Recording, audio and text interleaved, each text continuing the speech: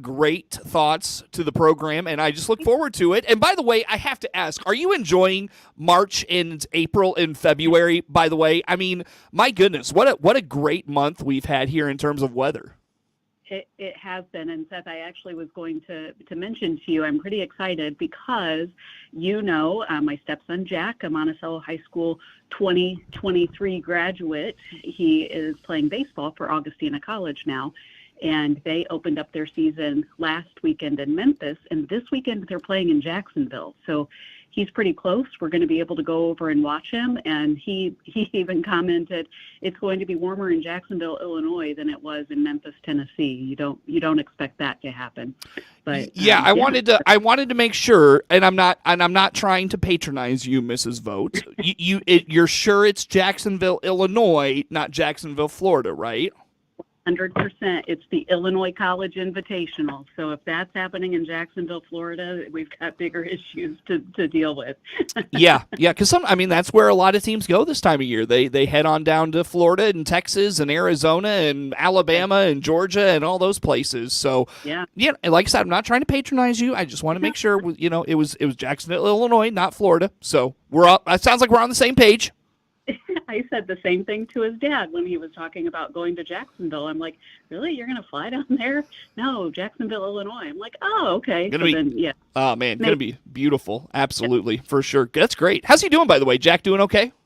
He's doing well. They have, I don't want to throw out numbers that I don't know for fact, but they don't travel with their entire team. They only travel with part of the team. And so as a freshman, he has been traveling with them. And I'm just so proud of him and happy that he has found his niche. Great. So, again, as a freshman, he has not played yet, but they've only had 2 games so far this season. So our hope is they didn't put him in last weekend. He's a pitcher. Our hope is that they didn't put him in last weekend, and he'll have an opportunity to come in and do some relief pitching this weekend when we can see him. Cool. Good deal. Very good. That's exciting. So you don't have to go far for that one. That's a great thing for sure. Mrs. Vogt, let's dive into your schools though, and what's going on there. With this nice weather, you've probably seen a lot of your classes outside, particularly those physical education classes and such. How about just how classes are going in this springtime we've experienced lately? Yeah. Seth, we're extremely fortunate. I can't remember if I mentioned the last time we talked, we had an issue with a pipe freezing in those bitterly cold January days, and it caused quite a water leak above our small gym ceiling. We've actually had to shut that small gym down, and can you believe that's where we have our elementary PE classes and inside recess for our elementary students at lunch. And we've been able to have them outside in January and February. It just is absolutely unheard of. And I'm so thankful for the weather that we've had, given our circumstances with our facilities, because, it's going to be quite a demolition and ceiling replacement project. So, yeah, I'm extremely thankful. We've had other classes outside, and then actually tying in a little bit to the spring weather, we sent a group of our 8th grade students to a contest last week in Normal, Illinois at Heartland Community College. It's called a Kid Wind Renewable Energy Challenge. And our middle school math teacher, Hope Walker, and then our STEM teacher, Linda Taylor, they presented this opportunity to our middle school principal and just said, hey, there's this new challenge. Can we, sign up and take a group of kids? And so the way it works is all of the materials were sent to our teachers, and then our students had to create wind turbines. Mm-hmm. And then, like I said, we sent 3 teams of students, and our teams placed first, second, and third place out of over 50 middle school students from across Central. Teams were from Glendale Elementary in East Peoria, Thomas Metcalf in Normal, Bement. So, teams from throughout Central Illinois. And what our students had to do was their wind turbines were tested in a wind tunnel. They had an opportunity to make adjustments. And I'm not going to say that ours didn't win the prizes for prettiest, but we won first, second, and third place for functionality. So so highly of the staff we have here and the opportunities they seek for our students. Now, were they familiar with at least how wind turbines work and the transfer of energy? Like, was this something that they had been working on in class, so they went to this competition with an idea of, kind of what they were getting into, if that makes any sense? It does make sense, and their knowledge came from doing the research once they knew that they were going to this contest. Mm-hmm. They did the research, they did all of the trial runs here. Teachers could not help them with any of it. They could supervise, oversee. And then now the top 2 teams, which is a little disappointing for our third place team, but the top 2 teams from the contest get to compete nationally in Minneapolis in May. So just, again, some really great things happening, opportunities for our kids to put together the knowledge that they've gained, through the years, and the problem-solving process of it, and how to research, so that when there's a new concept presented to them, they are able to go out there and get the job done. That's so cool. That's so cool. And STEM opportunities, Mrs. Vogt, I mean, I'm sure you know this full well, have just absolutely exploded, whether it be in the school system or outside of it. I think of opportunities like 4-H, where there's a lot of STEM opportunity there. There's special clubs. I mean, there's special like groups that meet and do these types of things independent of things like 4-H in the schools. So this is a growing part of where youth are gravitating towards. Yes, absolutely. And so sometimes I think when people think STEM, they feel like, oh, well, that's going to be somebody who is college bound, who is going to be an engineer. But I'm going to give a shout out now to our farmer friends. And you think about it, science, technology, engineering, math, think about regionally, locally, how many of those skills do our farmers use? How many of those skills do our tradespeople use? So it's not necessarily, well, you are only going to do this if you're an engineer. You're going to incorporate these skills no matter what you do in your career. I have a funny story, Mrs. Vogt. One of my good buddies, it was a music major, and he just wasn't getting any traction in what he wanted to do. He wanted to lead worship with churches, and he just wasn't getting any traction anywhere. He wanted to stay close to home in the Louisville, Kentucky area, but he just wasn't getting much traction in what he wanted to do. And he just went into programming. I mean, and that's a side of, like, he doesn't even have like a 4-year programming degree. You can just jump on Google. What he did was jumped on Google. There's like courses you can take to get certificates. He's got 3 or 4 certificates in the last like 3 years, and now he's into the programming side of things, which is, as a music major, it's crazy. Right. And that's been my philosophy raising my 2 girls. I will support whatever decision you make, but ultimately you need to be a positive, productive member of society. So if you're going to live in my basement, then you're going to have a job and contribute somehow. You're not just going to live for the rest of your life. So, and that's when I first started here in Bement. That was the main theme of my message to our high school students. Make the choice that's right for you. But in the end, you need to be positive, productive members of society. Well, and with STEM, Mrs. Vogt, there's so many things to do with it. Or places you can go. You can go to college. You can get a 4-year degree, and you're under a STEM umbrella. Like you talked about the engineering side of things. You can just get some certificates at a junior college or a technical school or something like that, and enter the workforce in that area. There's just so many, and it's the thing is it's a growing part of society in terms of the professional opportunities that we haven't really even scratched the surface yet of where the jobs will be in 10 or 15 years. Those are still growing. There are things that will happen that we don't even know about. We haven't even thought of yet. So, to get kids introduced to this early, I think is a great thing. Yes. I absolutely agree. And again, kudos to the staff here who consistently seek opportunities like this for our students.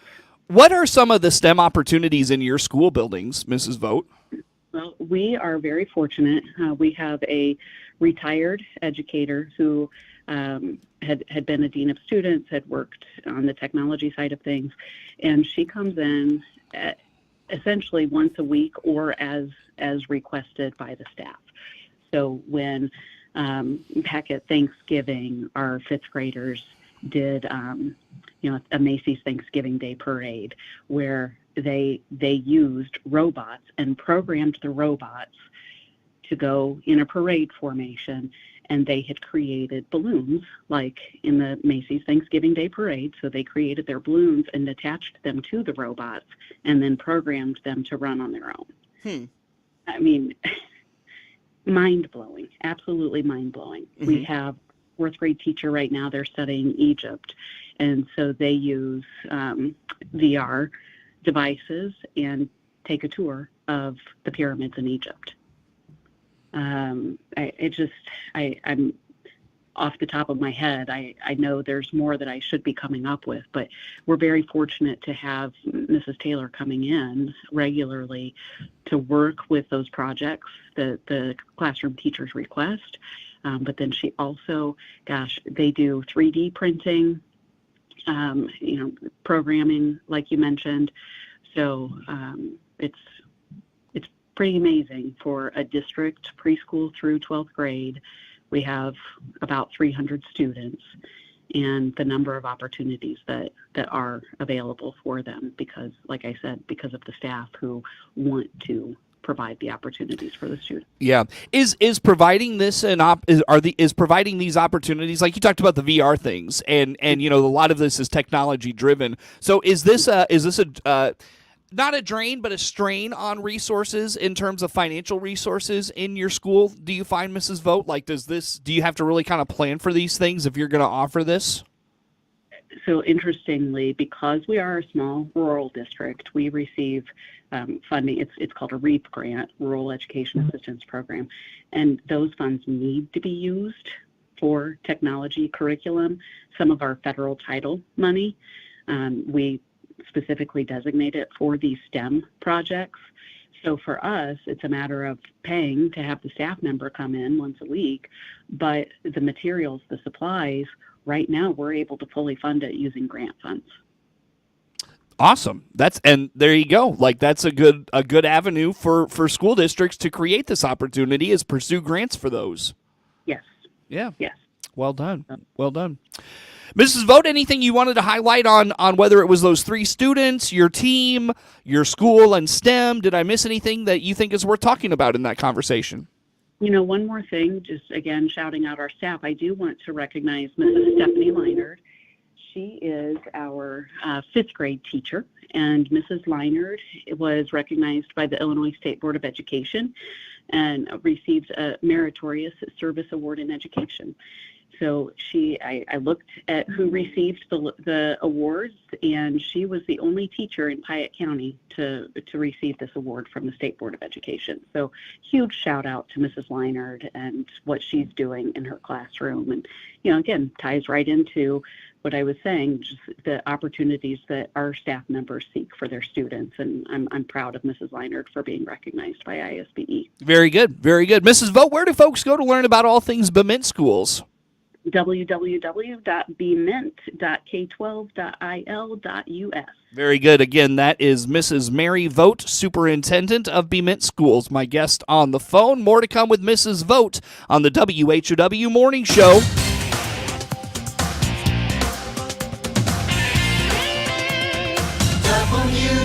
WHOW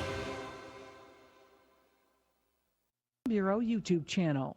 Let's check the markets now on the RFD Radio Network. I'm Jim Taylor. Corn, beans, and wheat all lower at this hour. March corn down 4.02. May corn 4.15 and a quarter, down 3 1/4.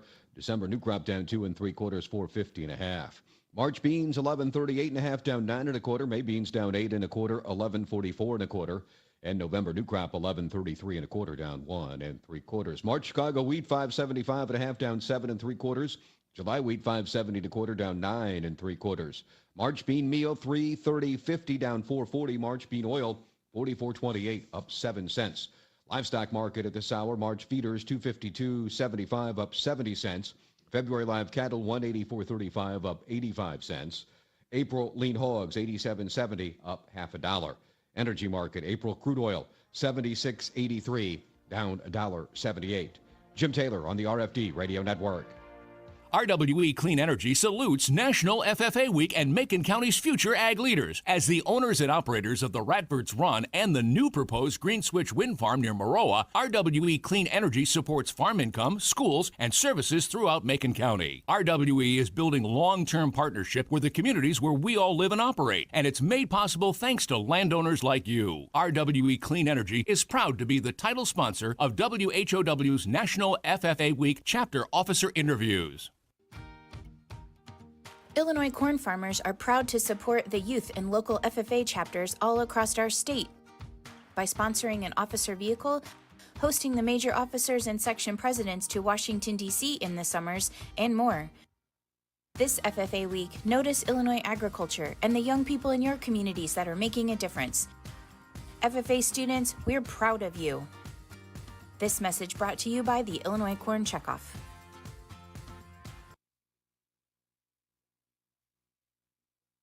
Your friend in Central Illinois,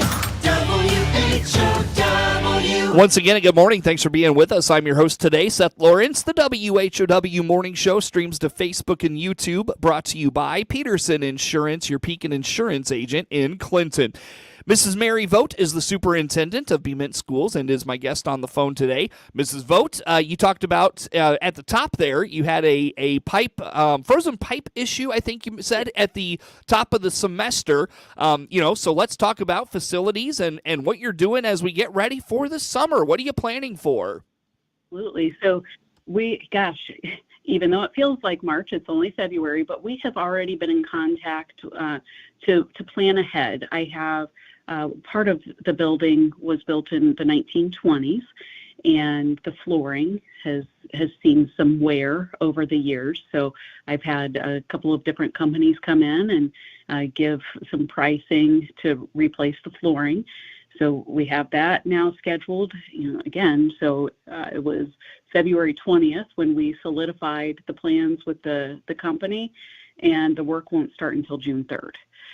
So I think what some people don't realize is how far in advance we do need to plan for that summer work, because once they get done, then I'll be able to have the company come in to redo our gym floors, and then I'll be able to have the company come in to do a chimney replacement project that we've had on the books. So we do a lot of pre-planning so that outside companies who need to come in and do work get on the schedule, and then my staff is able to get the work done that they need to do as far as the deep cleaning and all of the classrooms, stripping floors, waxing, and then I do have a couple of room moves taking place. So we will actually hire some high school students to help carry things so that my crew doesn't have to deal with what the young people are able to handle. Mm-hmm. Anything you're excited about coming up this summer that you'll be doing? I am excited about the floor replacement, because that is really the first domino in shifting where some of our classrooms are held. So I am moving a middle school science classroom so that it is near a science lab. Moving an art classroom. Right now, my art classroom is the only space where I have a teacher who, I need to rephrase that. I was going to say the only space where I have a teacher who's not in air conditioning. Our gym isn't air conditioned, but my PE teachers do have air conditioned spaces where they can go during the day. But I will be able to move my art teacher into what is now being used for science, and get art out of a basement area that in the 1800s was originally the cafeteria. Interesting. Yeah. You mentioned redoing the gym floor. Is that going to be an extensive project? So, and I probably gave the impression that we're replacing it. What happens is we have a company who comes in and strips the floor and then re-waxes it so that we're able to maintain a nice smooth surface for our sports activities throughout the year. Okay.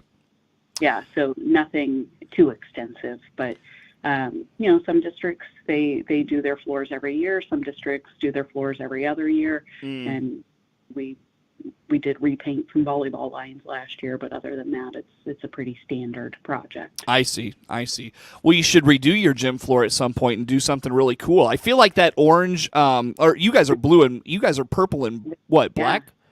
Purple and white, yeah. Purple and white. You guys should do something fun with like the purple side of things on your gym floor sometime. Yeah. You know what you're making me think of right now, I think, is it the Oregon basketball floor that has like trees on it? Yeah. That it really visually I cannot stand. So we won't ever be doing anything like that in Bement while I'm here. You know, Mrs. Vogt, I'll tell you what, I'm an Oregon guy. I'm not going to lie. I'm an Oregon guy, and I love that floor. And I thought you were setting me up for, like, I love that floor. Maybe we could do something cool like that. And then you just came in and spiked down on me. No, we're never doing that. I hate that floor. So I mean, part of my skill set, Seth, is to squash dreams and diminish. Right, we can't spend money on that, so no. That's funny. No, I was gonna joke. You're dropping a few places on my favorite guest list after that comment, Mrs. Vogt. But no. In all seriousness, that's those things require money, Mrs. Vogt. And unfortunately, it doesn't grow on trees for districts like Bement. But you do have access to that 1 cent sales tax. How much does that help you in maybe just maintaining your facilities and being able to do the things you need to do? How about that? Well, honestly, I had somebody a few weeks ago make the same kind of comment when I said our elementary building it was built in 1899. It's a beautiful facility. It's well maintained. And they're like, well, you get the 1 cent facility tax. Can't you replace it? I'm like, yeah, my district gets approximately I'm going to say a 20th of what some of my surrounding districts. Yep, for sure. Well, Mrs. Vogt, I don't mean to do this to you. I have to cut us off there. Mrs. Mary Vogt is the superintendent of Bement Schools. My guest, network news on the way. The Big 1520 WHOW